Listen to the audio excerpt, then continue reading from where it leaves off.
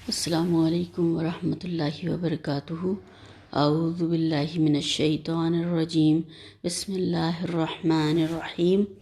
نحمدہ ونصلی علی رسولہ الکریم، رب اشرح لی صدری ویسر لی امری واحلل عقدۃ من لسانی یفقہوا قولی، اللہم ارنا الحق حقا وارزقنا اتباعہ وارنا الباطل باطلا وارزقنا اجتنابہ، آمین یا رب العالمین۔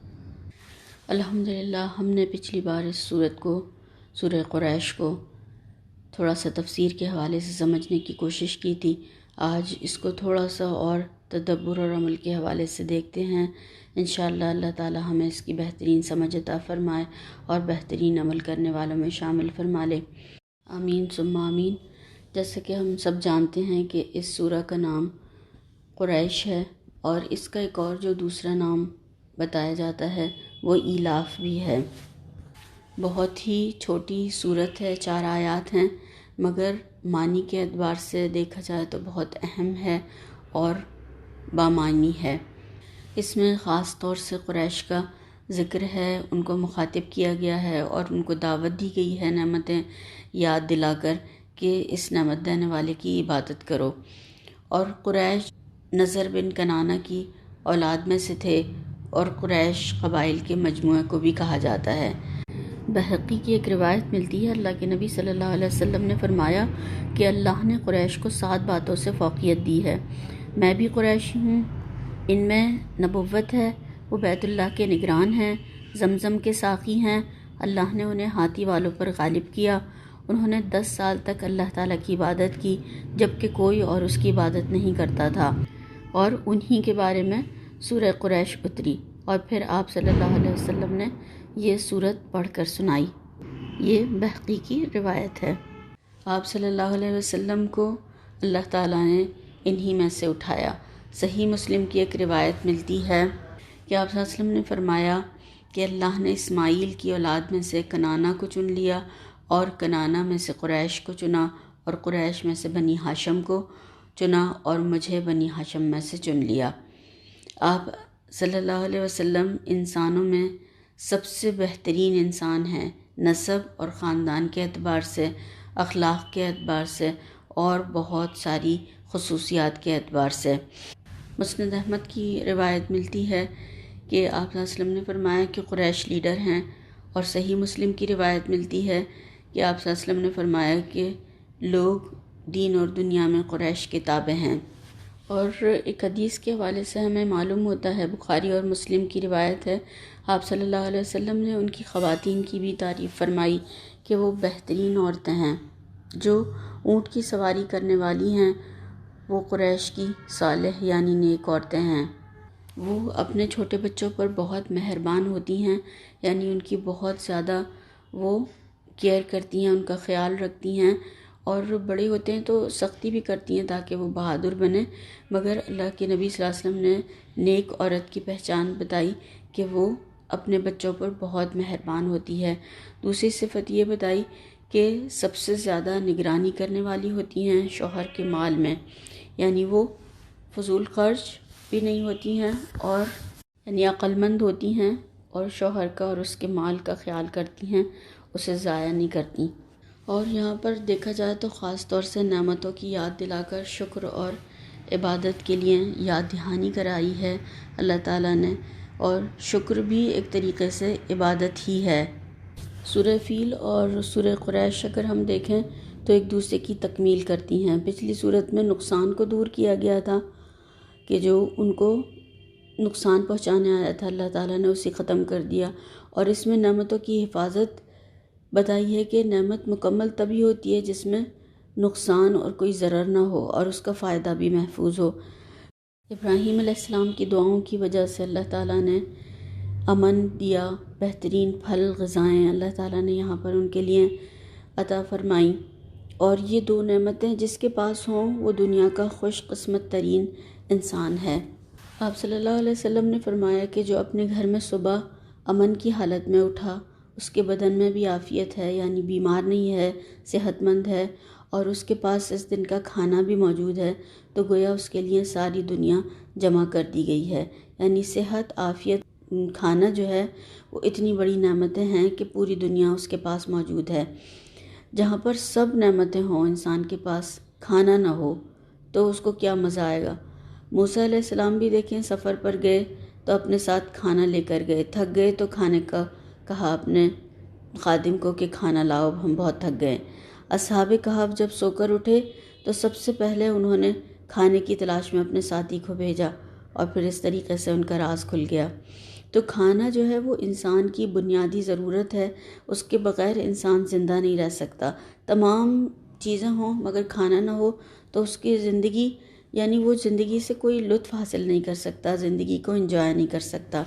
اور اگر کھانا ہو وافر مقدار میں، امن نہ ہو تو ابھی وہ اس کو زندگی کو انجوائے نہیں کر سکتا۔ سورہ عنکبوت میں اللہ تعالیٰ نے اسی کے بارے میں فرمایا کہ کیا تم دیکھتے نہیں ہو کہ ہم نے ان کے لیے امن والا حرم بنایا ہے اور اس کے آس پاس لوگ اچک لیے جاتے ہیں۔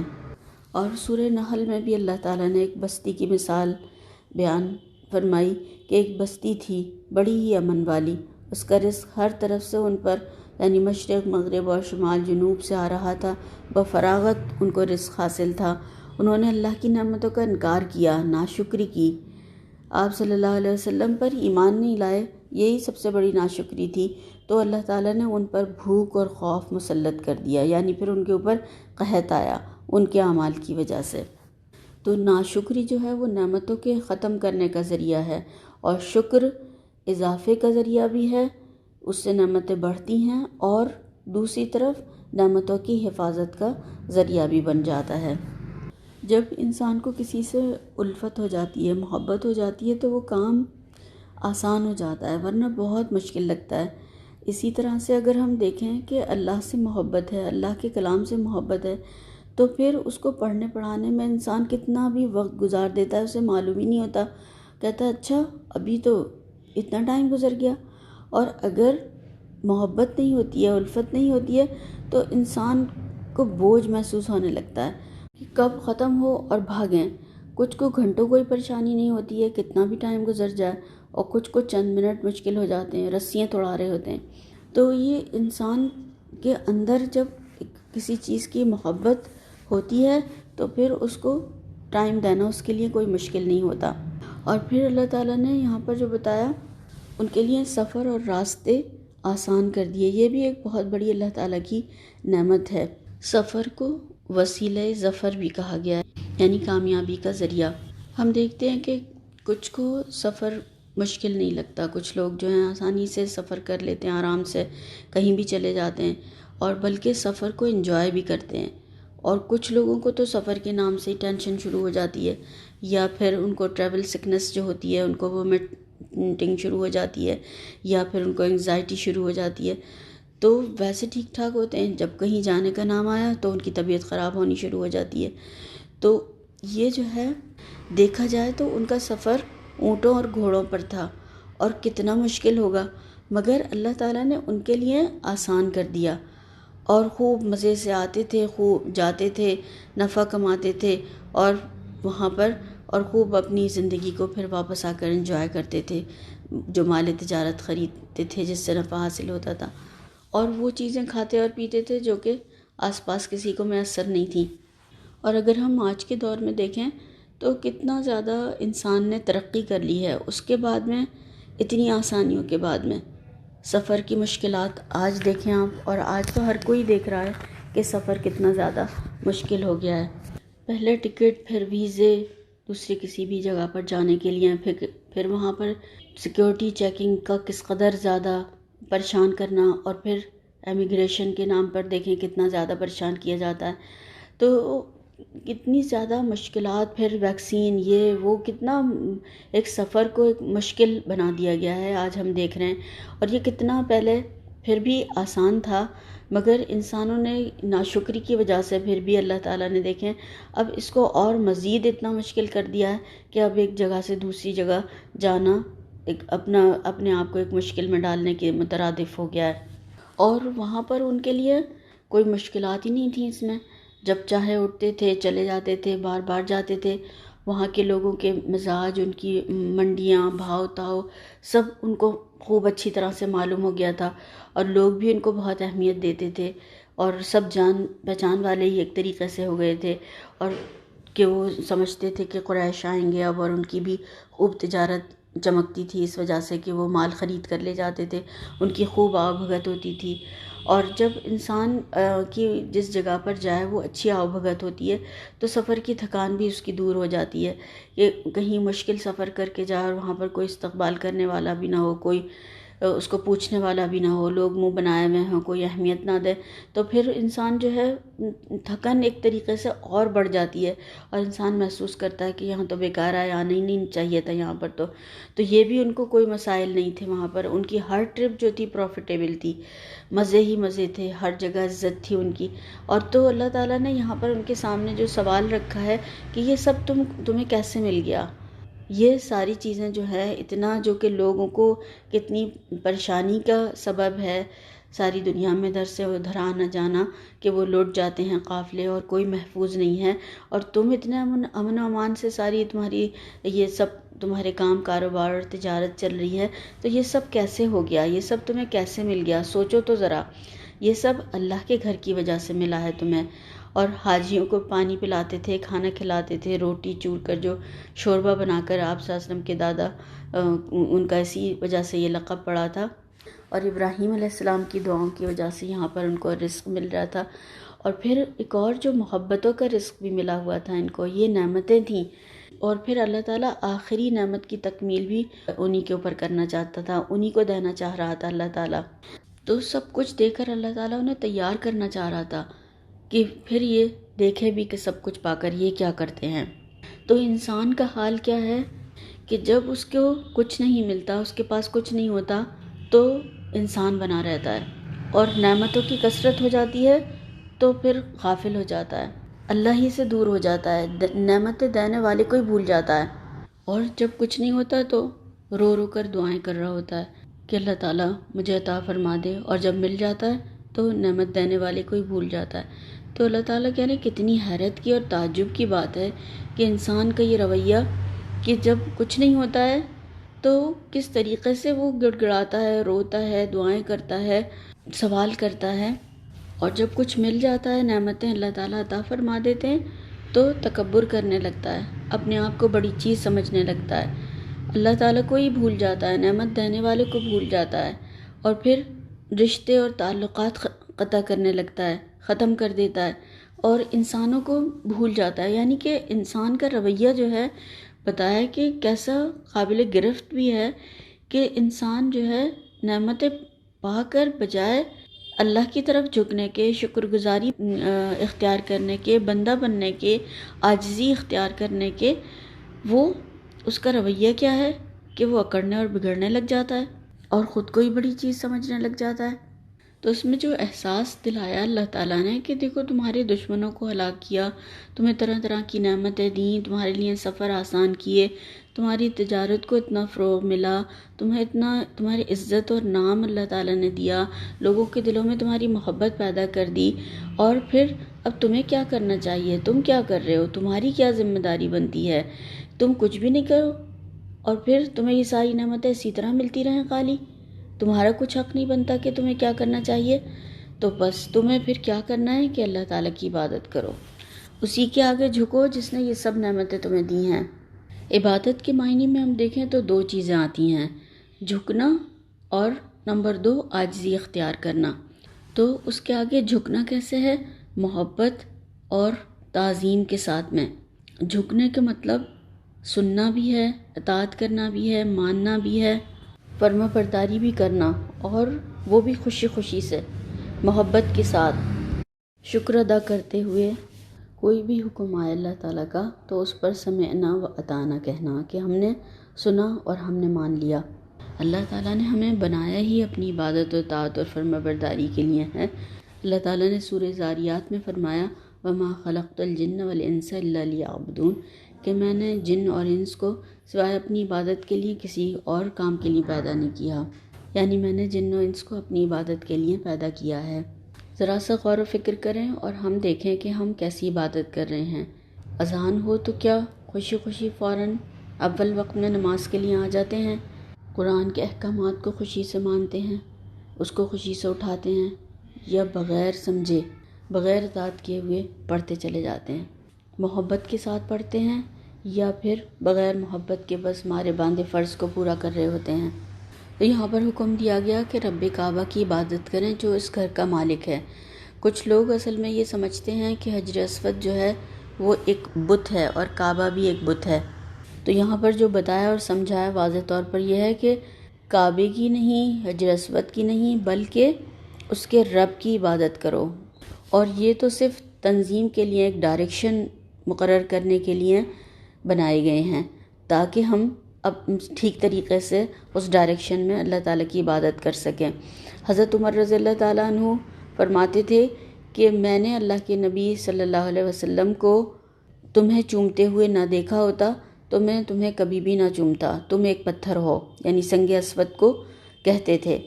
تو یہ جو ہے یہ عبادت اللہ کی عبادت ہے اور اللہ تعالیٰ نے ہی یہ مقرر فرمایا ہے۔ اور حجر اسود ہے یہ جنت کا پتھر ہے، اور اس کو جو ہے قرامتی اس وقت چرا کر لے گئے تھے اور انہوں نے اس کو ٹکڑے کر کے پھینک دیا۔ پھر وہاں سے یہ ٹکڑے جمع کر کے اٹھائے گئے اور یہ چند ہی ٹکڑے ہیں جو اب اس میں پتہ بھی چلتا ہے کہ یہ جڑے ہوئے ہیں، اور یہ جنت کا پتھر ہے، اور قیامت کے دن یہ گواہی دے گا کہ جس نے اس کو ایمان کے ساتھ اس کو چوما ہوگا۔ اور تمہارا رب تو وہ ہے جس نے تمہیں بھوک میں کھانا دیا اور خوف سے امن دیا۔ کوئی بھی سیکورٹی نہیں، کوئی آرمی نہیں، کوئی حفاظتی انتظامات نہیں، اور پھر اللہ نے اتنا امن قائم کر رکھا تھا کہ وہاں پر ان کو کہیں سے بھی گزر جاتے اور کوئی چھیڑنے والا اور کوئی ان کو کچھ کہنے والا نہ تھا۔ اتنا زیادہ امن اللہ نے ان کے لیے فراہم کیا، اور یہاں کا امن اللہ تعالیٰ نے قیامت تک کے لیے قائم فرمایا ہے، اور صرف انسانوں کے لیے نہیں، وہاں پر جانوروں کے لیے، پودوں کے لیے، ہر چیز کے نہ وہاں پر امن ہے، نہ شکار کیا جا سکتا ہے، نہ شکار حلال ہے، نہ کسی کا خون بہانا، اور یہ حرمت اللہ تعالیٰ نے قیامت تک فرمائی ہے۔ اور اتنے سالوں میں ہم دیکھتے ہیں دنیا میں کتنے امن کے قانون بنائے جاتے ہیں، مگر پھر بھی امن، وہ حقیقی امن قائم نہیں ہو سکتا ہے جو اللہ تعالیٰ نے وہاں پر قائم کیا ہوا ہے۔ ایک طریقے سے اگر دیکھا جائے تو وہاں جو ہے وہ ٹینشن فری زون ہے، کوئی فکر ہی نہیں ہے وہاں پر کسی کو بھی کسی کی، یعنی کسی سے دھوکے کی یا مارے جانے کی، کوئی بدامنی کی کوئی ایسی وہاں پر کسی کو فکر نہیں ہوتی ہے۔ تو یہ اللہ تعالیٰ کا بہت بڑا احسان ہے، اور دنیا میں ایسی حرمت کسی اور بھی جگہ کی نہیں ہے۔ تو یہ امن جو ہے باطنی نعمت ہے، اور کھانا پینا ظاہری نعمت ہے۔ تو ان نعمتوں کو پا کر اللہ کا شکر ادا کرو تاکہ یہ نعمتیں باقی رہیں، اور نعمتوں کی ناشکری انسانوں کو دونوں جہاں کے امن سے دور کر دیتی ہے، اور دنیا میں بھی سکون نہیں ہوتا ناشکری اور ناقدری سے، اور پھر گھر بھی جہنم کا نمونہ بن جاتے ہیں۔ تو شکر سے نعمتوں میں اضافہ اور نعمتوں کی حفاظت اور انسان کو برکت ملتی ہے۔ اور حقیقی امن جب ہی قائم ہو سکتا ہے جہاں پر، جس معاشرے میں، جس جگہ پر غریبوں کا خیال رکھا جائے، ان کے حقوق ادا کیے جائیں، زکوٰۃ جو اللہ تعالیٰ نے مقرر کی ہے اس کو صحیح طرح سے ادا کیا جائے، ورنہ وہی غریب جو ہے وہ چور و چکے، لٹیرے اور ڈاکو بن جاتے ہیں، اور پھر معاشرہ بے سکونی کا شکار ہو جاتا ہے، فساد برپا ہو جاتا ہے۔ اور اگر ہم اس کو غور و فکر کے حوالے سے بھی دیکھیں تو اس میں ہمیں ایک تبلیغ کا بہترین انداز ملتا ہے کہ لوگوں کو اللہ کی نعمتیں یاد کرائی جائیں، ان کو احساس دلایا جائے، ان پر جو اللہ تعالیٰ کے احسانات ہیں ان کو بتایا جائے، ان سے ابتدا کی جائے۔ دیکھو تمہیں کیا کیا کچھ ملا ہوا ہے، کیا دینے والے کی طرف رجوع نہیں کرو گے؟ کیا اسی کی عبادت نہیں کرو گے؟ کیا اسی کا شکر ادا نہیں کرو گے؟ تو اتنی نعمتیں پا کر پھر انسان یہ ناشکری کا رویہ اختیار کرے تو اس کو احساس دلایا جائے کہ سب کچھ اللہ سے لیا ہے اور اللہ ہی کا شکر ادا نہیں کر رہے۔ اگر اولاد ماں باپ کا شکر ادا نہیں کرتی تو ماں باپ اس کو کیا کہتے ہیں اور کس طریقے سے اس سے پھر ان کا بیہیویئر ہوتا ہے اور کیا ان کا سلوک ہوتا ہے۔ تو اللہ تعالیٰ نے جو اتنی نعمتیں دی ہیں تو اس سے نعمتیں تمام پا کر پھر اسی کا شکر ادا نہ کیا جائے تو یہ تو صحیح بات نہیں ہوگی۔ تو یہ احساس دلایا جائے لوگوں کو کہ اللہ کا شکر ادا کرو جس نے سب کچھ تمہیں عطا کیا ہے۔ اور ایک اور چیز ہم دیکھیں کہ یہاں پر اللہ تعالیٰ نے ان کی کوئی خامیاں نہیں گنوائی ہیں، بہت سی خرابیاں بھی تھیں، بہت سی خامیاں تھیں ان میں، ان کے اندر، مگر یہ ایک مثبت انداز ہے سمجھانے کا کہ اللہ تعالیٰ نے کس طریقے سے سمجھایا اور بتایا، نعمتوں کا احساس دلا کر ان کو اپنی عبادت کی طرف مائل فرمایا۔ اور ہم جب کسی کو نصیحت کرنے کے لیے اس کی خامیاں گناتے ہیں، اس کی اچھائیوں کو چھوڑ دیتے ہیں،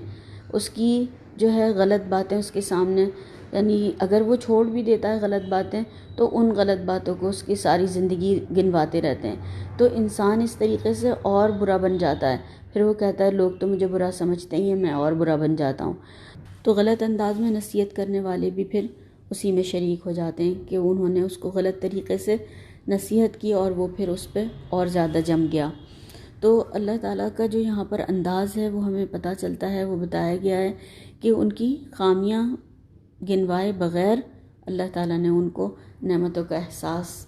دلا کر ان سے عبادت کی فرمایا کہ اللہ تعالیٰ کی عبادت کرو۔ تو یہ ایک بہت بڑی حکمت کی بات ہے جو یہاں پر اللہ تعالیٰ نے فرمائی ہے۔ اللہ تعالیٰ ہمیں بھی بہترین حکمت عطا فرمائے اور بہترین انداز تبلیغ کا، تاکہ لوگوں کے دل اس طرف مائل ہوں اور ہم تمام لوگوں کو اس اللہ تعالیٰ کے پیغام کو پہنچانے والے ہوں۔ ہم اور ہماری نسلیں، اللہ تعالیٰ ہم سے یہ کام لے لے، ہمیں چن لے اور ہم سے یہ کام لے، اور اللہ تعالیٰ اس دین کو سربلند فرمائے۔